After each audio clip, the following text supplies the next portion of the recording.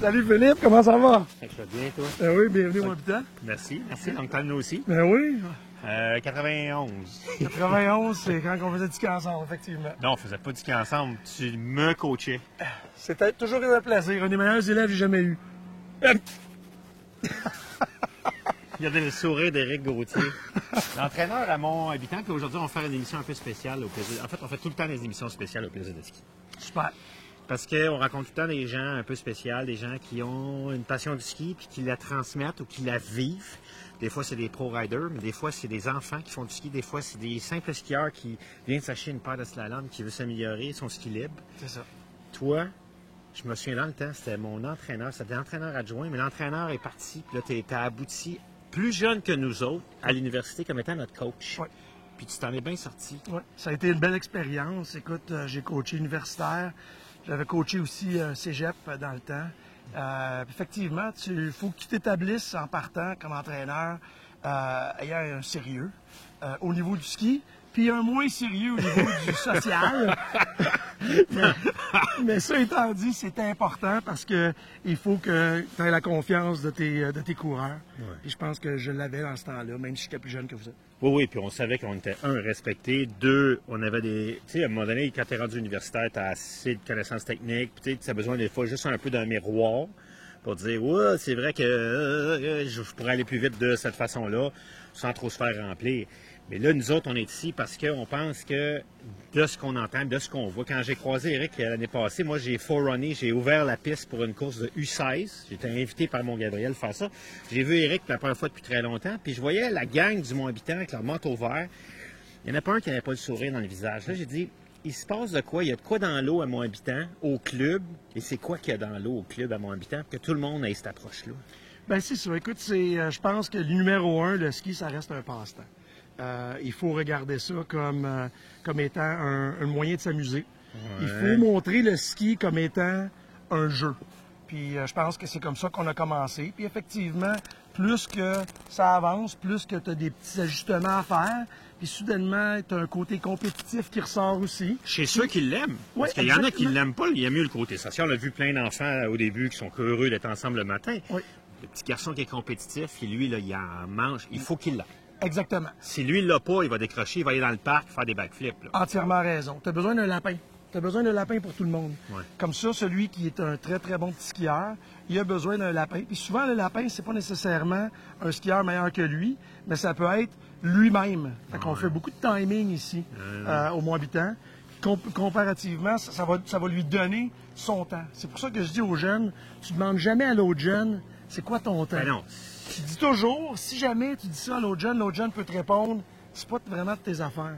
La bonne question, là, c'est t'as-tu battu ton temps de ta dernière run? Si c'est le même parcours. Exactement. Puis là, le jeune va répondre oui. Si c'est oui, high five, point de piste, félicitations. C'est comme ça qu'on essaye d'amener. Puis moi, je voyais des gars dans le temps au ski universitaire qui étaient plus heureux dans la bataille entre 30 et 40 que de finir 6e, 7e. Des gars qui étaient top 10, il n'y en a pas beaucoup qui étaient contents. Non. Moi, j'étais content de finir 5. Ouais. Parce que c'était tout un résultat. Si j'arrivais à monter 4, wow!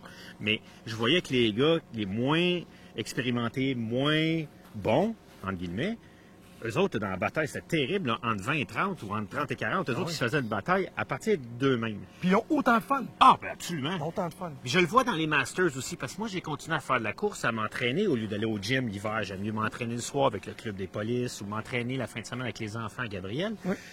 Parce que pour moi, tant qu'aller au gym, j'aime mieux aller faire un entraînement de sport que juste faire, tu sais, au lieu de juste nager, j'aime mieux jouer au water polo. Oui. Tu comprends? J'aime mieux jouer, c'est ça. Compétitionner, que de juste forcer ou faire du vélo la face dans le guidon. Puis c'est important de transmettre ça aux jeunes pour que les jeunes continuent à jouer. Ouais. Puis l'important dans tout ça, c'est que, puis surtout au ski de compétition, c'est qu'il ne faut jamais que le jeune tombe en amour avec les piquets. Il faut que le jeune tombe en amour avec le ski. Puis quand il n'y a pas de piquet, puis qu'il y a de la poudreuse, comme Bode Miller, il met ses skis de poudreuse, puis il rate la... Nancy Green, elle m'a dit qu'un jour, Bode Miller a gagné la première manche du Nord-Am à Sun Peaks. Il a raté le départ de la deuxième ronde. Il avait trop de fun. Non, il s'est perdu dans le bois. Il est arrivé au start à 2 minutes de retard. Son coach était là. Son coach, il n'a jamais crié après. Il a dit, t'étais où?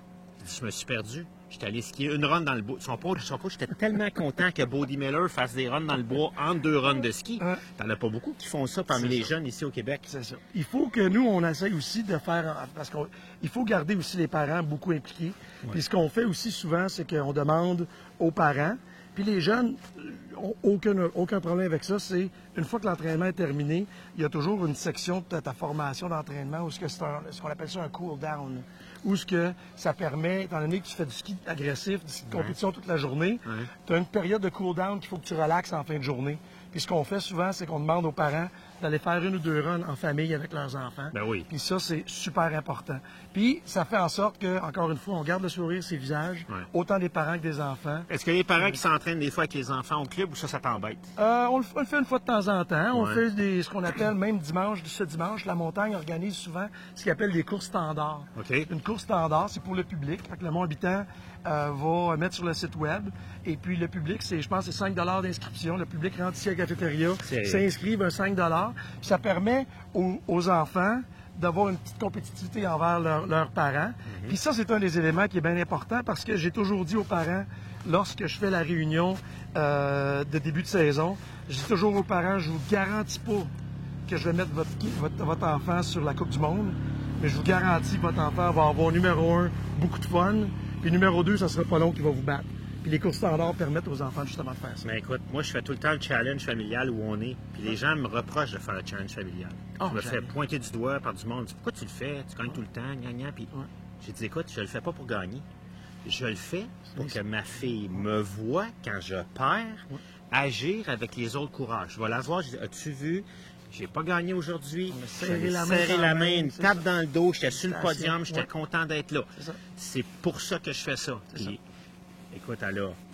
Mais c'est une inspiration, Philippe. C'est une inspiration aux enfants parce que si je suis capable de faire en sorte que les enfants d'aujourd'hui qui ont 8, 9, 10, 11 ans vont faire du ski autant que nous autres quand ils vont avoir notre âge, bien, on a gagné la partie. Leurs enfants vont faire la même chose. Exactement. C'est une roue qui tourne. Puis par rapport aux résultats entre eux autres, moi je dis tout le temps, est-ce que j'ai gagné? Mais tu sais, tu vas à un tournoi de golf, tu finis 2e, la PGA. Celui qui est en avant, c'est le meilleur joueur au monde. À l'époque, Tiger Woods, c'est moins aujourd'hui. Oui, mais tu as quand même fait la meilleure ronde de ta vie. Si tu n'es pas heureux après avoir fait la meilleure ronde de ta vie, tu n'es pas à bonne place. Tu comprends? Il faut toujours se gager par rapport à tes propres performances. J'ai bien skié, j'ai pas bien skié. D'ailleurs, quand il était mon coach, un jour, j'ai eu une très mauvaise journée à Stoneham. Ça a mal été, l'école allait mal, j'ai mal skié. Puis là, le soir, je me suis dit, j'arrête de skier ou je change mon approche. Ce soir-là, je suis pas sorti avec les gars. Le lendemain matin, c'était à Stoneham dans la 1, la grande piste. Dans ma descente, en géant, puis je suis pas un géantiste, j'ai eu du fun. J'étais arrivé en bas, j'ai fait « Wow! » C'est ça, OK? J'ai eu du plaisir à skier en parcours. Là, résultat, 5e. C'est ça. Il faut toujours que ce soit le fun.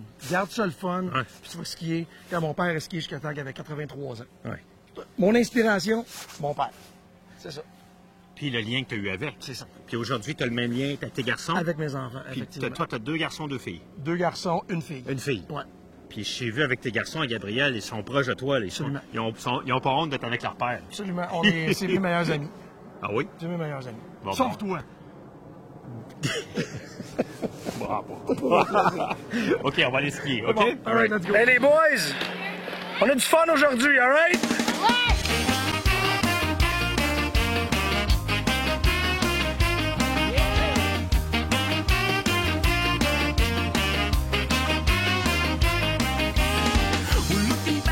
Quand on skie de même, puis on se met un peu de vent dans le visage, moi, ce que je me suis tant rendu compte qu'avec des skis de course, quand on était capable d'aller là, c'était pas juste pour avoir des skis de course puis avoir des skis plus performants, puis dans la boutique, le monde, ils sont là, puis ils veulent... C'est que c'est plus agréable à skier, en ski libre. Ça curve, hein? Ça curve, ça tient. La neige, c'est flexible. Non, moi, j'aime beaucoup les skis de course, mais à un moment donné, écoute, il faut que tu aies des skis qui sont adaptés à toi. Oui. Il y a tellement de marques, c'est tellement important de faire les essais avant d'acheter quelque chose. Puis les essais, là, tu vas voir des skis, deux paires de skis de course, 2 différentes marques. Oui. Toi, tu as Ed, moi, j'ai Vocal. C'est ça. Puis tu vois, même chez Vocal, je le trouve un peu raide pour moi cette année parce que si j'ai pris celui avec la plaque de plus de titane. Mais j'en reviens au club de compétition, puis je pense aux adultes un peu en Masters. La meilleure façon d'améliorer votre ski, oui, il y a des leçons. Ouais. Mais d'embarquer dans un programme d'initiation à la compétition pour les adultes, c'est comme dire, je vais prendre des cours de golf, tu sais. Effectivement. Parce que c'est basé sur le résultat, tu sais. C'est ça. Ça donne une base aussi solide. Ouais. Et après ça, tu es capable de tweaker des petites affaires à gauche et à droite pour améliorer le ski au club.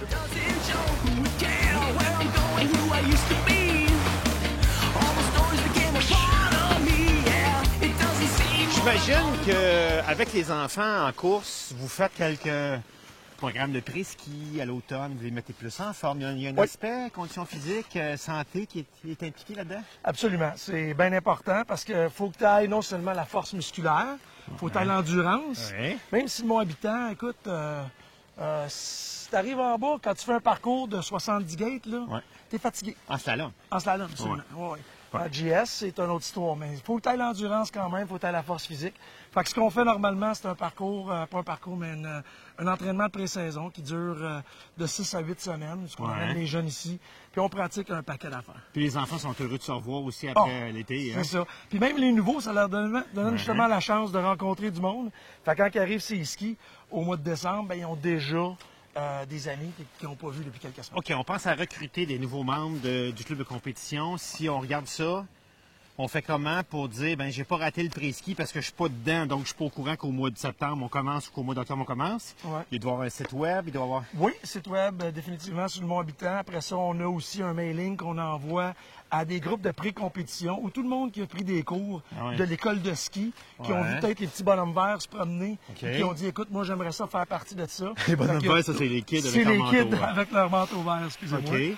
Mais avec ça, ça leur donne la chance justement de se garder au courant des développements qu'il va y avoir. Puis normalement, c'est début octobre. Je fais toujours une session d'information de 2 heures. Puis quel niveau ça prend un enfant? Tu sais, tu dis, lui, il est cowboy. Écoute, son ski n'est pas parfait. Il a un beau sens d'équilibre. Il fait du karaté dans d'autres sports. Tu sais, pour moi, lui, il est déjà prêt à embarquer dans le programme. Effectivement. Numéro 1, il faut que le jeune veuille pour vouloir s'amuser, rencontrer du monde, se faire des amis.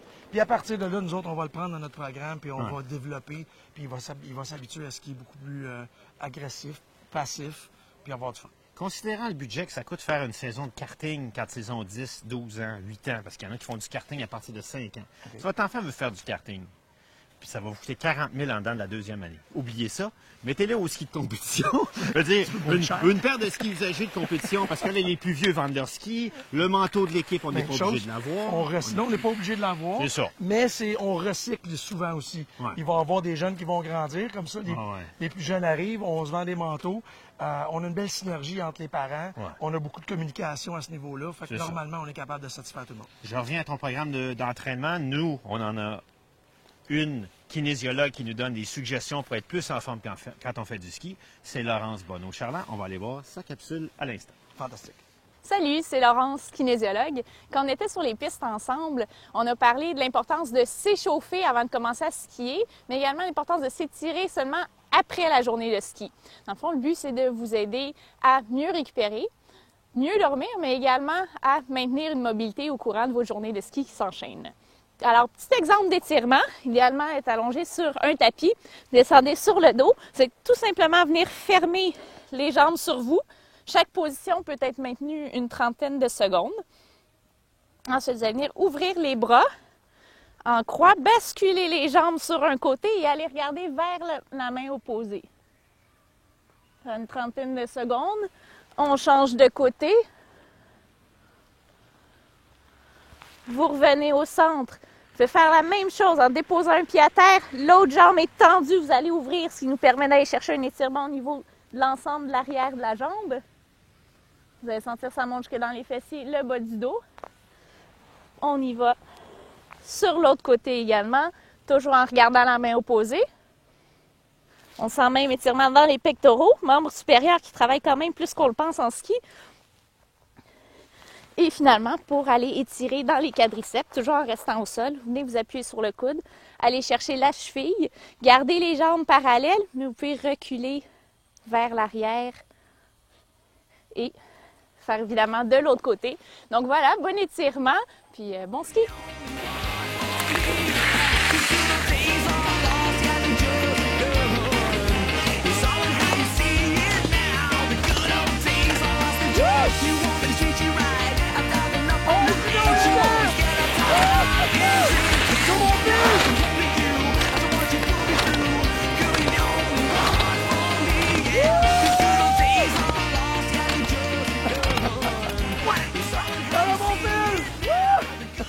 l'as pas perdu! T'es pas perdu. Sérieusement, je pense qu'en slalom, je suis meilleur qu'avant.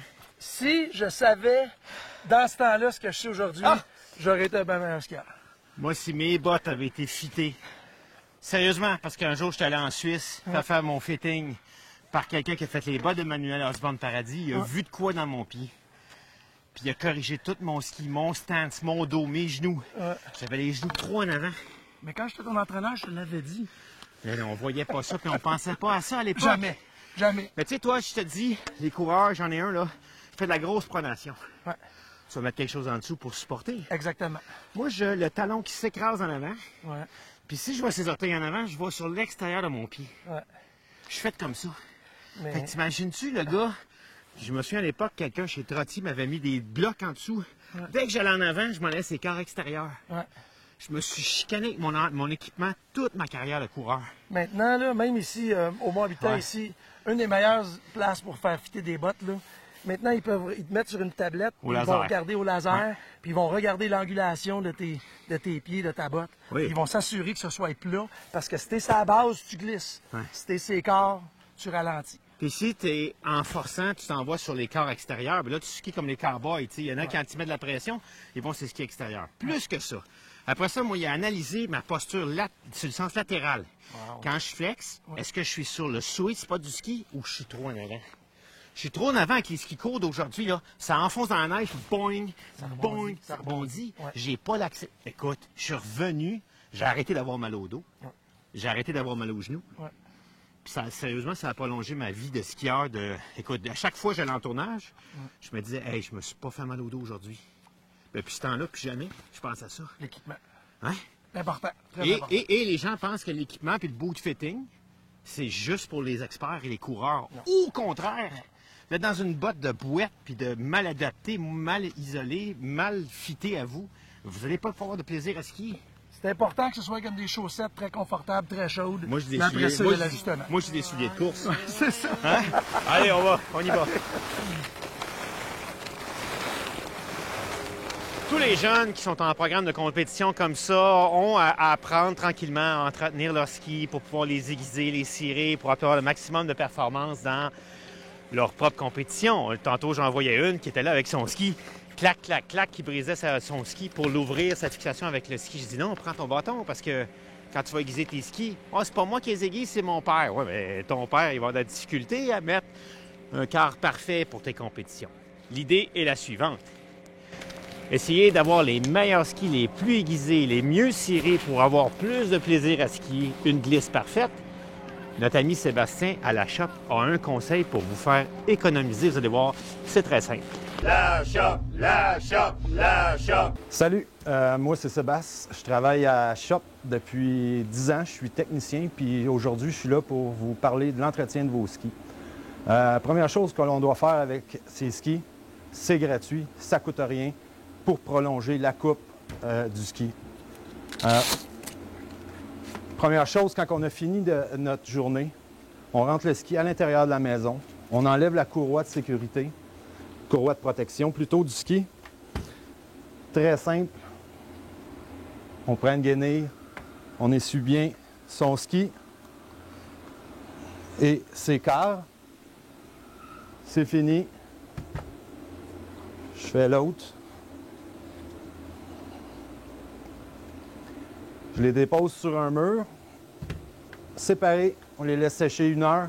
Ensuite de ça, on peut les remettre ensemble et venir attacher sa courroie.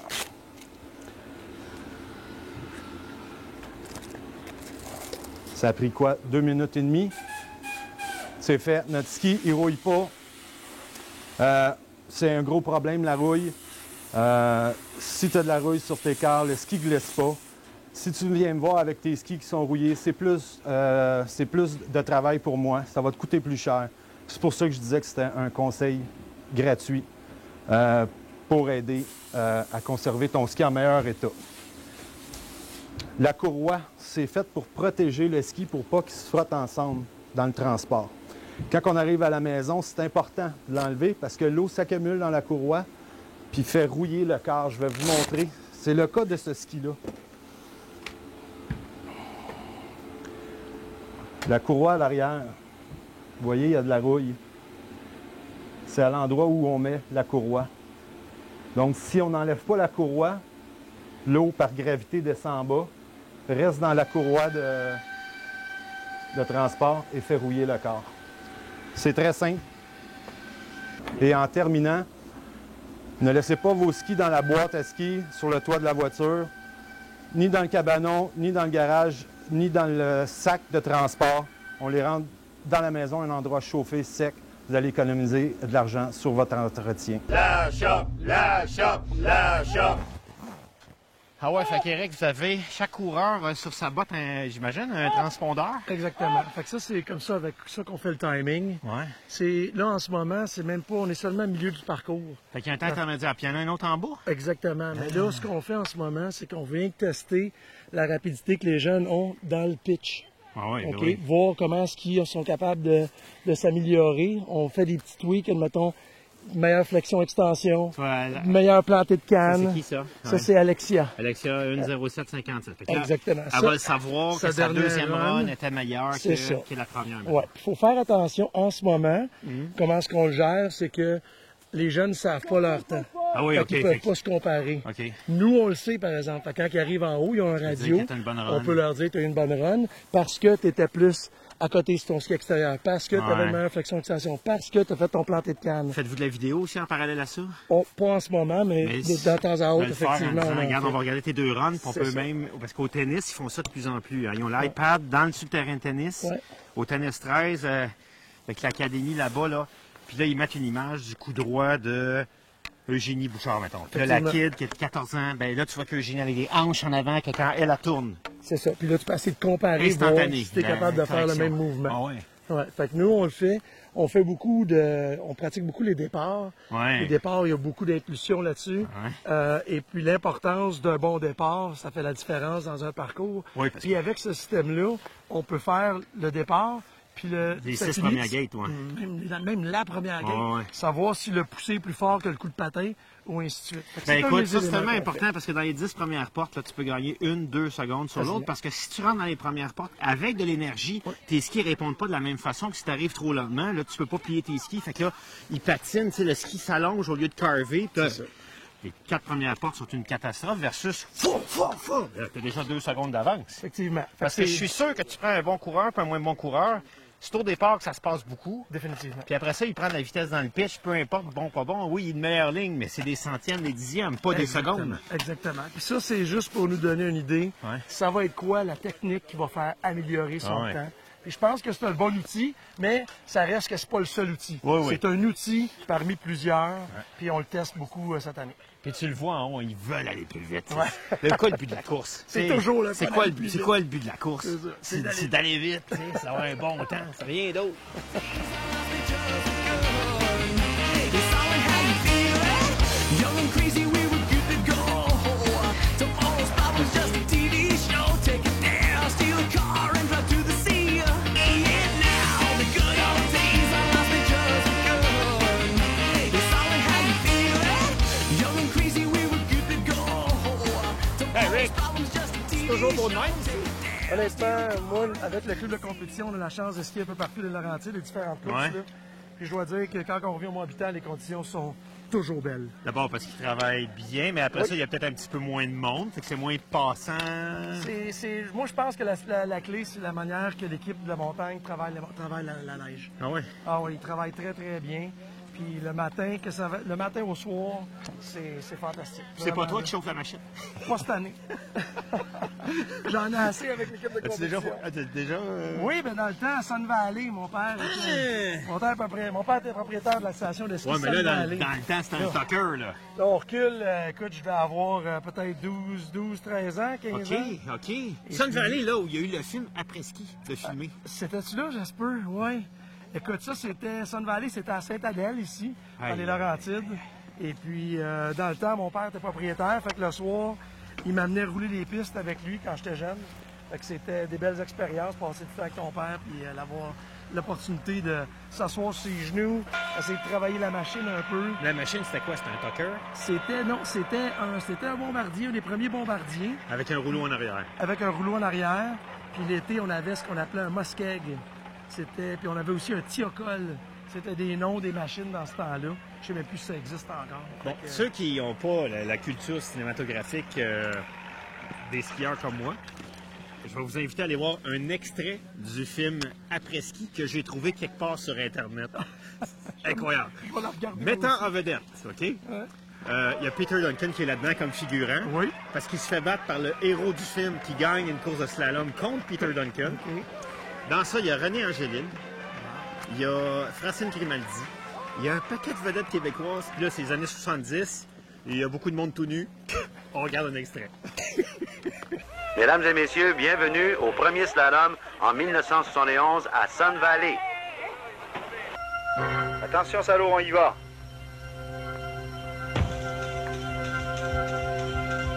Philippe Sarrault est maintenant au départ.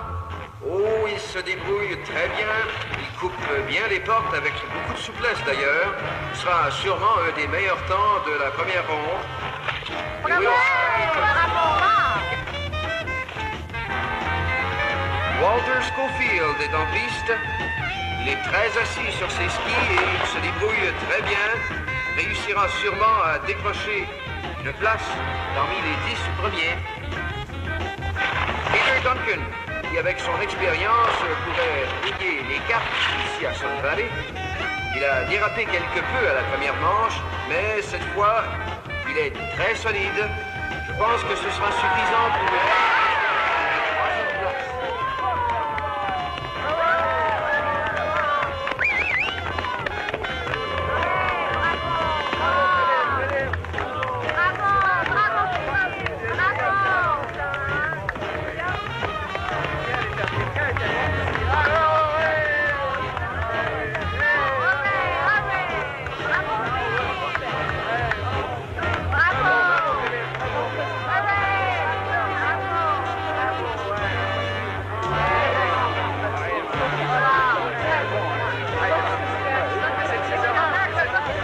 Philippe Sarrault, est-ce qu'il s'agit de la victoire dans une compétition aussi importante? Aussi importante. Est-ce qu'il y avait un endroit en particulier où la piste était difficile? La 9e, la 10e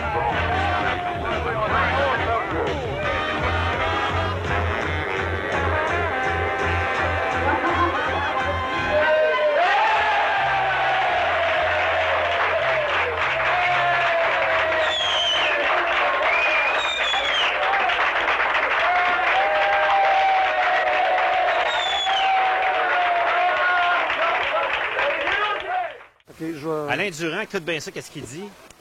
Lui, c'est un karatéka, OK? Il est comme très haut classé, il donne des cours de karaté. Il dit au karaté, « Knowledge is nothing if you don't share. » C'est ça. OK? Les connaissances en karaté, ça vaut rien si tu ne le partages pas.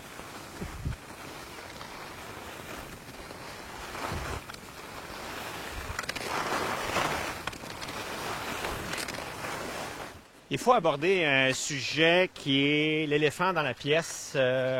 Quand on parle de compétition, Éric, les gens sont sous l'impression que si votre enfant s'implique dans la compétition en ski alpin, c'est que ça va coûter des millions et des millions, une fortune. Il faut être millionnaire pour faire de la course de ski alpin. C'est la perception que certaines personnes vont avoir.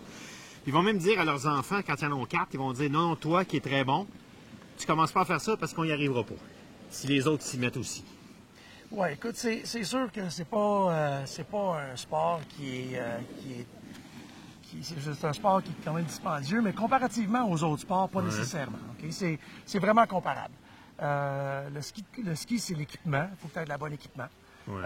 Après ça, c'est la passe de saison. Après ça, c'est... Mais la les passe de cours en saison tant pour que un tel. jeune qui est dans le club à Mont-Habitant, elle n'est pas si chère que ça, là. Non, pas c'est du du tout. 200 peut-être pour Approximativement, c'est ça. Fait que c'est pas un sport qui est très dispendieux. La beauté de ça, c'est que ça te tient dehors.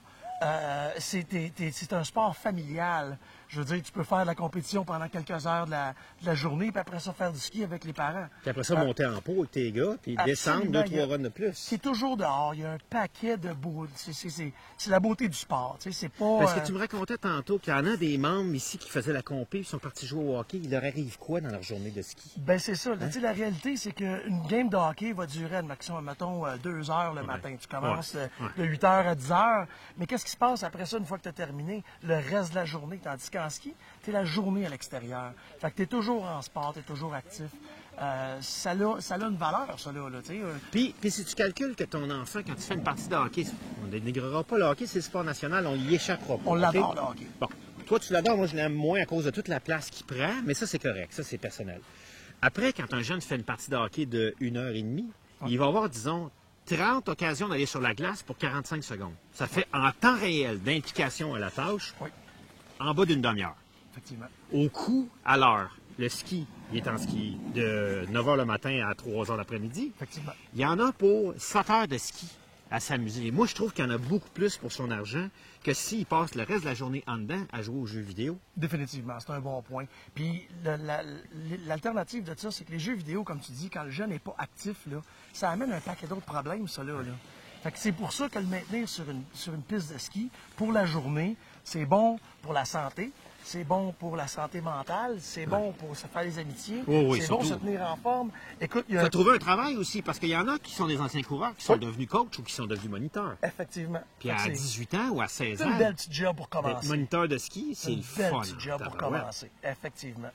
Fait que c'est... Donc, mais pour revenir au coup, là, Ouais. comparativement à d'autres sports, là, moi, je serais prêt à dire que quand tu arrives dans l'élite, s'il y a un coup, tu t'en sauves pas. N'importe quelle élite, n'importe quel sport, surtout quand tu arrives dans des cours privés, dans certains autres sports. Oh oui, Nous, patinage dans le artistique, ski, tennis, c'est ça. tata, blabla, oui. Nous, dans le ski, c'est le plus beau sport d'équipe, mais individuel. Ouais. Fait que tu fais de l'entraînement en équipe, tu t'amuses en équipe, et quand arrive le temps de la performance, c'est une performance individuelle. Puis moi, je dirais pour sauver de l'argent, là, ne pas tout acheter en même temps. Il y a des, quand on commence puis il est à l'école de ski, il y a déjà un casque. Donc, le casque va faire 1 an ou 2 de plus. Achetez pas un nouveau casque parce qu'il fait de la course. S'il est conforme au règlement, il est correct. Les bâtons, même chose. Il n'y a pas besoin d'avoir des pôles de course tout de suite qui coûtent plus cher que les bâtons qu'il y a en ce moment. Fait que si, la première année, c'est des skis usagés peut-être, des skis de course, ça dure une éternité. Je veux dire, on ferait le challenge de skier sur les skis qu'on avait à l'époque, ils sont encore bons. Ouais, sûrement. Ils sont sûrement. pas bons à skier parce qu'ils étaient moins bons dans le temps, mais ils sont encore bons dans leur mécanique, dans leur construction. Oui, tu peux encore les aiguiser, il y a encore des corps dessus. Fait que tu peux acheter les skis d'un kid qui l'an passé a pris un pied dans son été, puis qui va te vendre ses skis à 30 du coût réel d'une paire de nouveaux skis. Puis une fois passé sa machine à la shop, là, il va être pareil comme un neuf. Effectivement. Bon, fait qu'on change pas tout en même temps, puis comme ça, on répartit les efforts. Si on a des enfants qui sont plusieurs à suivre des garçons, bien on peut descendre, puis si on les entretient bien, il est avec l'équipement de qualité. Oui. Moi, mon garçon, mon plus vieux, a eu des skis de course qui ont passé aux plus jeunes, puis maintenant, c'est la sœur qui les utilise. Bon. On recycle les skis, t'as pas le choix. Parce que sinon, effectivement, si tu achètes c'est des bons skis. Ouais. C'est des bons skis. Ils sont encore bons quand La le plus raison, jeune, la plus raison jeune, pourquoi qu'on les passe d'un Ah ouais, jeune à l'autre. parce qu'ils sont encore bons. Absolument. D'ailleurs, en Europe, la formule en Europe, dans les grandes stations, il y a des clubs de sport. À Tignes, il y en a un, à Val d'Isère, il y en a un, à Verviers, il y en a un. Et les skis, dans certains cas, appartiennent au club. Ah. Et les enfants qui sont les meilleurs résultats ou les plus vieux choisissent en premier leur ski. Puis ceux qui ont des moins bons résultats vont choisir plus tard. Mais les skis du moins bon sont en très bon état. Fait que pour un 600 € par année, ils sont membres du club. Ça inclut le jacket, les transports, les coachs qui sont là-bas payés par la municipalité. La vanne est payée par la municipalité parce que, tu sais, à Val d'Isère, c'est une municipalité. Ouais. Puis quand il y en a un de ça qui monte en Coupe du Monde, Val d'Isère, Ouais. sur son casque. Ouais. Parce qu'ils leur ont tellement donné qu'eux autres, ils redonnent après.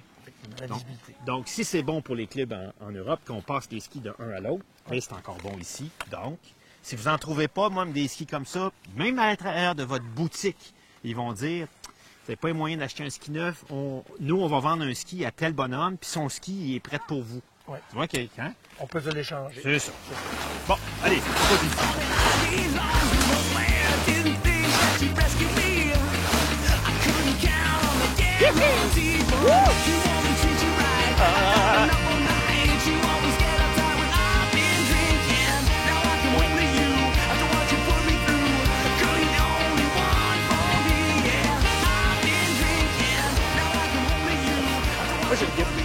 une question pour toi. Parce que ton métier peut t'amener à travailler n'importe où au Canada. Tu pourrais travailler pour toi, tu es pour Chrysler, Fiat Chrysler. Fiat Chrysler Automobile, effectivement. Fait que tu pourrais être dans l'Ouest, tu pourrais être à Calgary, tu pourrais être à Québec. Tu vois. Pourquoi le Mont-Habitant? Parce écoute, que... Ouais, hein? ouais, écoute, c'est sûr qu'il y a des plus grosses montagnes, il y a des montagnes qui pourraient être peut-être un petit peu plus aptes à différents types de skieurs, mais moi, j'aime beaucoup les petites montagnes. J'ai grandi, j'ai commencé à Belle-Neige, j'ai après ça fait la majorité de mon ski à Sun Valley après. Puis quand je suis revenu, j'ai été dans l'Ouest canadien pendant plusieurs années avec l'emploi. Quand je suis revenu au Québec, je voulais me trouver une petite montagne. J'aime beaucoup, c'est pas rien que le ski, mais c'est aussi l'atmosphère, c'est aussi le social, comme on peut dire. J'ai beaucoup aimé le Mont-Habitant. Les conditions sont superbes tout le temps. Face nord. Face nord-ouest. Oui, puis le soleil en après-midi, c'est très, très beau à partir de... Fait que ça transforme pas, mettons, comme le Mont-Garceau ou la face du sud de Val-Saint-Côme, où est-ce que ça chauffe, ça fond, ça gèle, ça fond un petit peu. Fait que là, le lendemain matin... C'est les gars qui travaillent les pistes, l'équipe qui travaille les pistes sont fantastiques, mais l'autre élément qui est important pour moi, surtout avec les plus jeunes, quand j'ai commencé ici, mes enfants étaient très petits, c'est l'effet d'entonnoir. Fait que si jamais, moi, mes jeunes sont sur la montagne, j'ai aucun problème de les laisser aller. Ils vont revenir en bas. Ils vont toujours arriver en Ou bas. s'ils sont pas venus en bas, il faut partir. Là, c'est ça. Là, ils sont partis chez un ami, ils sont partis. Ouais. Mais effectivement, si tu veux retrouver ton jeune, tu te mets en bas du Mont-Habitant, il y a 2 chaises, tout le monde s'en va en bas, ça fait l'effet d'entonnoir. Ouais. Pour moi, j'ai bien aimé ça. Puis honnêtement, maintenant, on est rendu qu'on a tellement d'amis dans le coin, puis les enfants ont des amis aussi, que Mont-Habitant, c'est vraiment notre pied à terre. Puis honnêtement, si tout va bien, éventuellement, je vais prendre ma retraite ici. On s'est acheté quelque chose près des pistes. Fait T'as même pas de cheveux gris, tu vas pas prendre ta retraite. Oh non, je suis encore jeune, là, mais je dirais dans un autre 15-20 ans, là, on serait prêt pour ça. Ouais. Mais Mont-Habitant, pour moi, c'est mon pied à terre.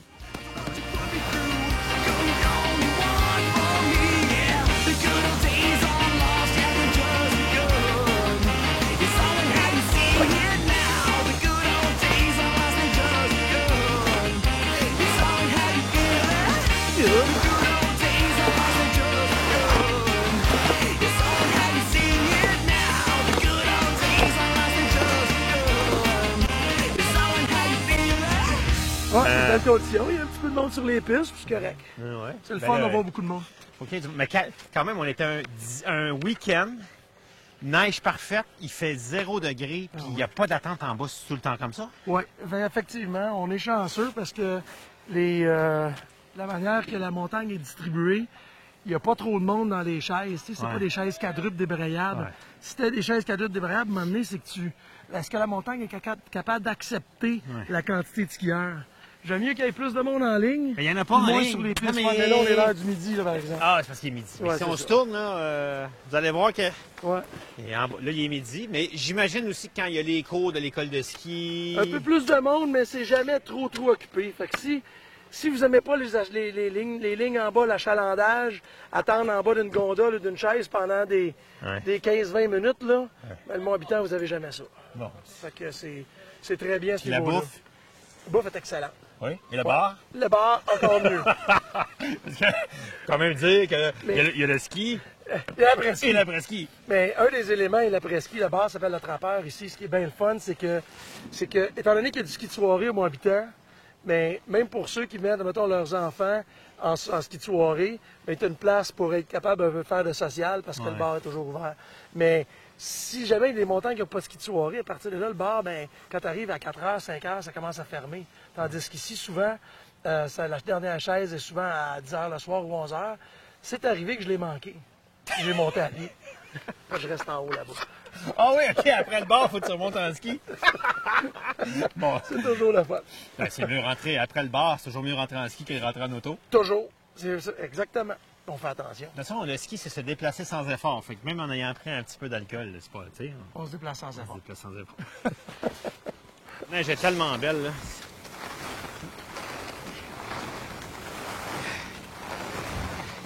All right. Tiens. OK. Une autre belle journée. En tout cas, il y a une chose qui est sûre. C'était pas plate dans le temps. Non. C'est pas plate aujourd'hui. Non. Moi, je suis content. Écoute, je suis content de voir que toi, tu as continué à coacher. Ah ouais. C'est important. Oui. T'as le même sourire que dans le temps. T'as pas de cheveux gris. C'est peut-être pour ça. C'est ça. Mais quand on s'est quitté, là, ça doit être quoi? Les débuts des années 90, là, Ouais. peut-être? Toi, t'es parti étudier en Ontario ou aux États-Unis? Mais j'ai coaché en Ontario aussi. Ouais. J'ai coaché en Ontario après. Après ça, j'ai rentré dans les études. Là, je me suis concentré là-dessus. Puis j'ai quand même pris une bonne 10 ans à peu près là, que j'ai pas coaché. Ouais. Mais quand mes jeunes sont revenus, quand on a eu mes enfants, là, je pense que c'est important de continuer la tradition. Fait que je suis revenu, puis ça a été une très, très bonne décision. Oui, je le sais. Moi, la mienne est rendue à 5 ans. Puis elle dit, papa, pourquoi c'est pas toi mon entraîneur? Tu sais, je la traîne partout dans les grosses pistes, là, puis des fois, on le fait même faire du rappel au ski de printemps quand il y a des ruisseaux. Je dis, on traverse la crevasse. Tu sais, je monte un scénario. Notre but, c'est pas compliqué, c'est qu'elle soit en amour avec le ski autant que moi. Je suis ma conjointe aussi, adore le ski. Puis toi, je pense que tu as réussi ta mission. Déjà, tes gars ont quel âge? Mes gars ont 18, 17, puis ma fille, elle a 12. Et puis, écoute, c'est le paradis. Ils sont ces montagnes tout le temps. Aussitôt qu'il y a un peu de neige, c'est tout de suite dehors. Fait que, écoute, ça va de génération en génération, puis j'espère que ça va continuer pendant des années. Parce que là, bientôt, tu vas te mettre à faire des voyages de ski avec eux autres aussi. Ben, j'ai commencé la première piqûre de l'Europe, c'est l'année passée. Ouais. Je suis allé à Verbier, je suis allé à Zermatt. Ah, Puis cette miam, année, miam, miam. fin janvier, je m'en vais à Val d'Isère, tu me disais. Val d'Isère, qui, selon mon père, est la plus belle station de ski au monde. Fait que je vais prendre le temps d'y aller. Ben, écoute, je vais faire son opinion. Après ça, je te poserai la prochaine, je te poserai la question pour y aller ensemble. En fait, je te dirais, on peut être ici habitant, tant qu'on est avec du monde qu'on aime, c'est une belle journée de ski. Tu sais, tu peux être sur la Vallée Blanche à Chamonix avec un imbécile de guide. C'est pas le fun. S'il fait juste te décrire les noms des montagnes, puis, tu sais, ça c'est la dent du Midi, ça c'est la dent du Géant, ça c'est la... Là, tu dis, hey, buddy, je veux rouler. Je veux skier. Je veux faire du ski. Je veux un peu de silence, je veux voir le... Fait que, comme je te dis, skier ici en famille, toi, chaque journée est une journée winner. C'est ça. Éric, merci Merci d'avoir beaucoup. apprécié. Phil, n'importe quand. Hein? Venez nous voir au mois habitant. Puis si vous avez des enfants qui pensent qu'ils ont l'esprit à la vitesse, à la course, ben... Puis avoir du fun. Avoir du fun. Amenez-le au mois habitant. C'est parfait. Salut. Allez, à la prochaine.